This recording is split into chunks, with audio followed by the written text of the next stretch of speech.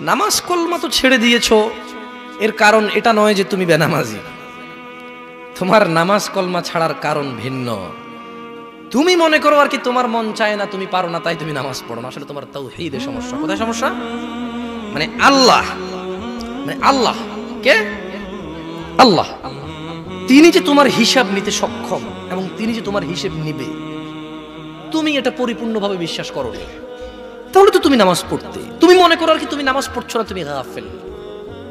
এই জন্য তোমাকে বলেছি আল্লাহকে ভয় করতে হবে। ফর এক্সাম্পল, আল্লাহ নামাজ ফরজ করেছে। কে নামাজ ফরজ করেছে? আল্লাহ। মুয়াজ্জিন আজান দেয়, তুমি নামাজ পড়ো না। তুমি মনে করো তোমার দান সাদাকা তোমাকে উদ্ধার করবে, তোমাকে ভুল শিখিয়েছে।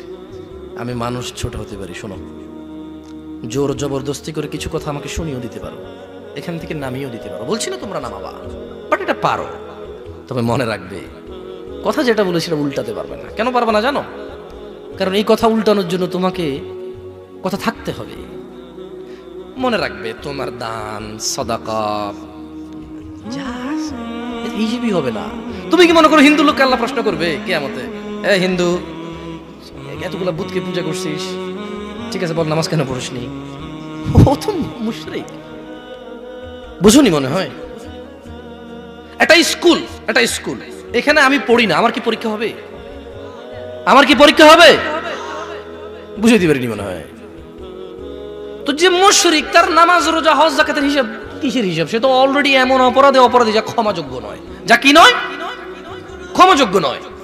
একজন বেনামাজি মানুষ, সে মনে করে নামাজ না পড়া শুধু নামাজ না পড়া, অথচ আল্লাহর নবী, যে একটু আগে বললাম, আল্লাহ বলেছে যদি তোমরা আল্লাহর ভালোবাসা পেতে চাও তাহলে রাসূলের অনুসরণ করো।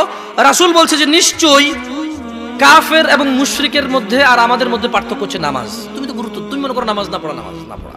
ওই যে তুমি খুঁজে পাও না মুসলমান কিভাবে শিরিক করে, এই যে নামাজ না ছাড়লে শিরিক হয়। দেখো, আমি অনুবাদক, এখানে যারা বুখারী পড়ায়, মুসলিম পড়ায়, তিরমিজি পড়ায়, হাদিসে তারা পেয়েছে না। হানাফি, শাফি, মালিকি, হাম্বলি, তিরমিজি, আবু দাউদ নাম দিয়ে তুমি পরিবর্তন করে গোপন করতে পারো, কিন্তু আছে। ফয়সালা তো আল্লাহ করবে যে এইভাবে হয় নাকি সিস্টেম, ইসলামকে বিভক্ত করা এবং কিয়ামত দিবসে রাসূলের অনুসরণের বাইরে কোনো অনুসরণের হিসাব নেওয়া হবে কিনা, সেটা তো আল্লাহ ফয়সালা করবে। আমি আর তুমি এখন